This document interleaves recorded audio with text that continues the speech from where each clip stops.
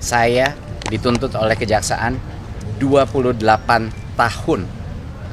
Kenapa tuntutan saya lebih besar daripada pembunuh? Penuntutan saya lebih besar daripada teroris. Tetapi karena takut saya bebas, angka yang begitu tinggi dilemparkan kepada saya. Dan uang pengganti itu adalah jauh di atas harta kekayaan yang saya punya. Pertama, ini adalah hari yang sangat mengecewakan. Mungkin tidak ada kata-kata yang bisa menjelaskan perasaan saya. Mulai dari keputusan kemarin, Saudara Ibam mendapat keputusan vonis bersalah 4 tahun yang sangat tidak masuk akal. Dan hari ini kita melihat hasil daripada kerja keras orang-orang jujur, anak-anak muda yang ingin merubah pola-pola lama, yang ingin maju terhadap transparansi menggunakan teknologi. Nah, ini adalah balasannya.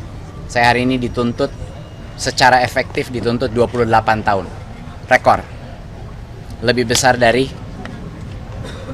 berbagai kriminal lain. Ya, 18 plus 9.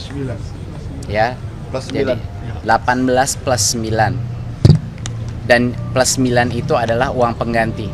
Dan uang pengganti itu adalah jauh di atas harta kekayaan yang saya punya. Jadi bisa bayangkan, itu artinya otomatis saya dituntut oleh kejaksaan 28 tahun. Untuk kesalahan apa? Tidak ada kesalahan administrasi apapun, tidak ada unsur korupsi apapun dalam kasus saya, dan seluruh masyarakat sudah mengetahui. Jadi saya bingung. Kenapa? Kenapa tuntutan saya lebih besar daripada pembunuh? Penuntutan saya lebih besar daripada teroris.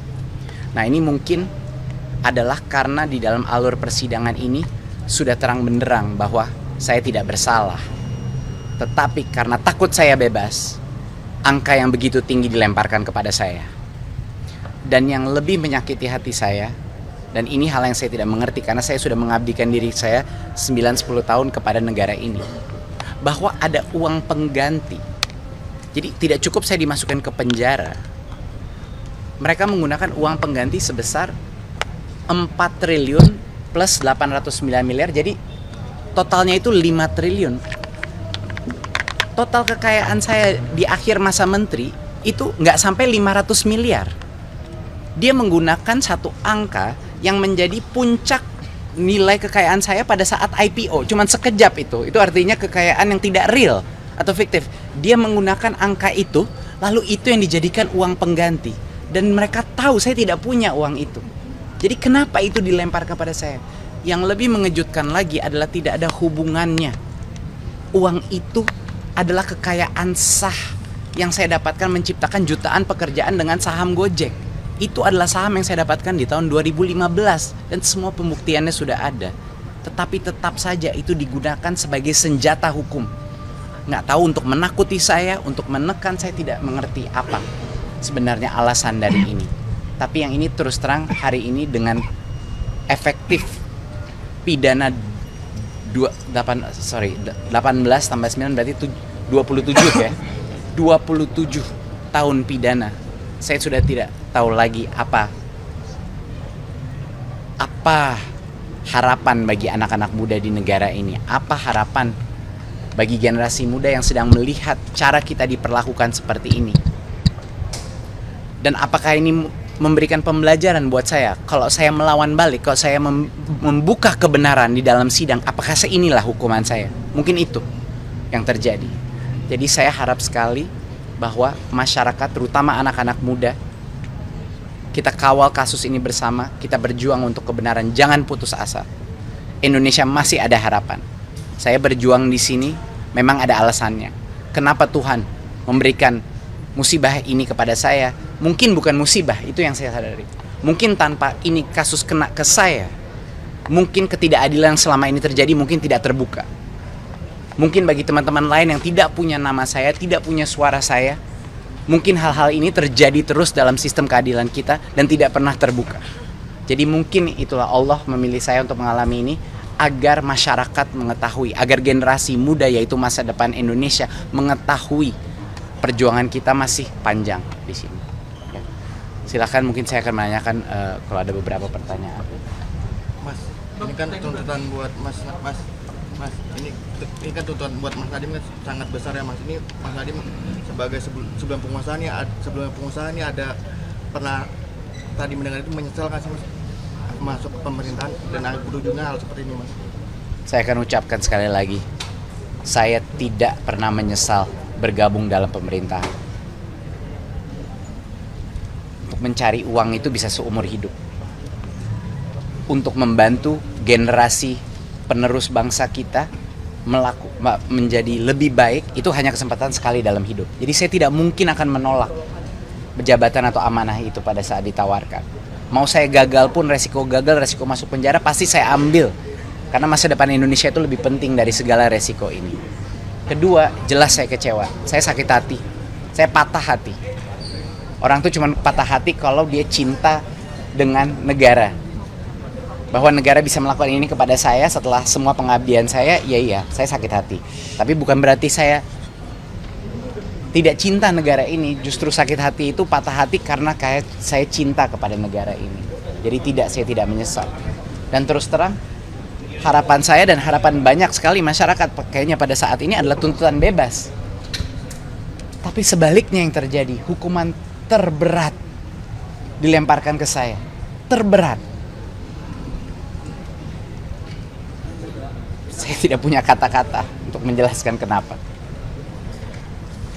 Pak Nadiem, ini kalau menurut Pak Nadiem, tuntutan dari jaksa sudah sesuai dengan fakta persidangan atau melenceng jauh, Pak? Menurut Mas?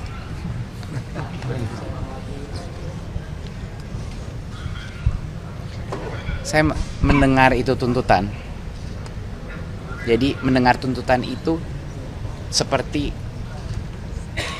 daftar narasi yang bukan hanya di luar nalar, tidak ada sambungannya dengan kasus. Saya kasih analogi. Di dalam sidang, misalnya ada mobil, di dalam sidang itu mobilnya dibawa, ada foto mobilnya, ini mobil biru, mobilnya ini, harganya ini, bukti transfernya segini 100 harganya dan lain-lain. Ini mobil biru dengan bukti bahwa harganya 100, mobilnya datang. Di dalam tuntutan, tidak, mobilnya merah dan harganya 50. Seperti itu. Sesuatu yang sudah dibuktikan dengan berbagai dokumentasi, di dalam tuntutan balik lagi ke awal. Jadi buat apa sidang? Itu pertanyaan saya. Kalau setiap hal yang sudah dibuktikan dengan saksi, dengan dokumentasi sudah keluar, tetapi di tuntutan balik saja kepada dakwaan awal sebelum proses persidangan, buat apa kita bersidang? Buat apa? Ya, kenapa? Mendingan langsung saja hukum. Paling tidak membuang semua waktu kita. Gitu. Kenapa? Apa gunanya sidang kalau fakta persidangan tidak dimasukkan ke dalam tuntutan, bahkan kadang-kadang dalam keputusan? Ini suatu hal yang saya sebagai orang awam, bukan orang hukum, tidak mengerti buat apa proses ini kalau semua sudah terang benderang dan masih saja kembali ke situ. Dan kenapa tidak ada konsekuensi bagi tim penuntut yang terus mengutarakan kebohongan berulang-ulang kali? Kok bisa saja gitu loh, dan terbuka di depan semua orang menyebut kebohongan. Itu angka 4 triliun, 4.800, itu SPT 4 triliun itu diambil dari SPT saya di tahun 2022. Saya melaporkan nilai IPO Gojek, itu bukan uang yang saya terima, itu cuma nilai IPO. Dari situ dia ambil, oke, sekarang harus dibayar balik. Apa logikanya? Sama dengan 809, itu tidak ada urusan sama saya. Angka 809 sudah terbukti transfer antara dua perusahaan Gojek. Saya tidak terlibat, nggak ada hubungannya dengan Google, tidak ada hubungannya dengan Chromebook. Di dalam tuntutan itu ada berbagai hal yang menciptakan aura seolah-olah ada suatu mufakat jahat, konspirasi untuk menakuti orang Nadiem ini jahat dan telah menciptakan suatu rencana besar. Tetapi kalau orang kita berpikir secara logika, setiap kali kita mendengar itu pasal-pasal tuntutan, tunggu dulu, ini hubungannya apa ya sama Chromebook? Ini hubungannya apa ya dengan kemahalan harga laptop di pengadaan, yaitu adalah kerugian negaranya? Itu yang nggak terjawab. Karena tidak ditemukan, poin saya terakhir adalah karena tidak ditemukan PPATK transfer ke saya, tidak ada. Tidak ditemukan aliran dana dari vendor ke saya, tidak ditemukan aliran dana dari Google ke saya, tidak ditemukan aliran dana dari PT Akap ke saya, tidak ditemukan aliran dana dari PT GI ke saya. Karena gagal membuktikan semua aliran dana ini, yang harus diciptakan agar saya salah adalah suatu narasi yang kayaknya ini suatu mastermind atau suatu mufakat atau penyamaran fraud keuangan yang tidak ada hubungannya karena korupsi di awalnya itu tidak ada. Nah itu mungkin dari saya malam ini akan menjalani operasi. Saya sedih, saya kecewa, keluarga saya sangat terpukul dengan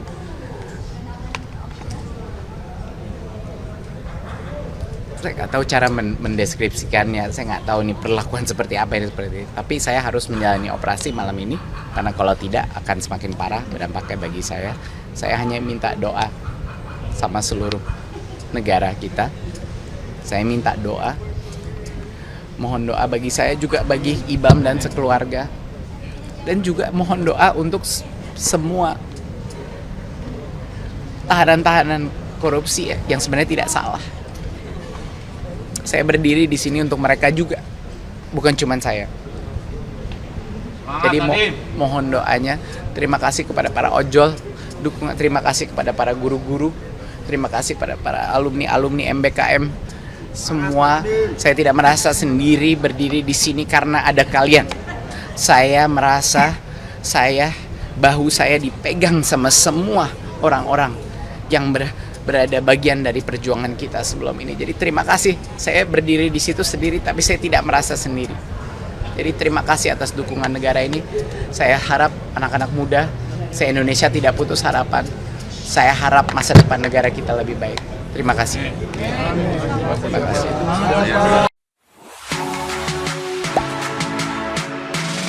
Gak sempet baca?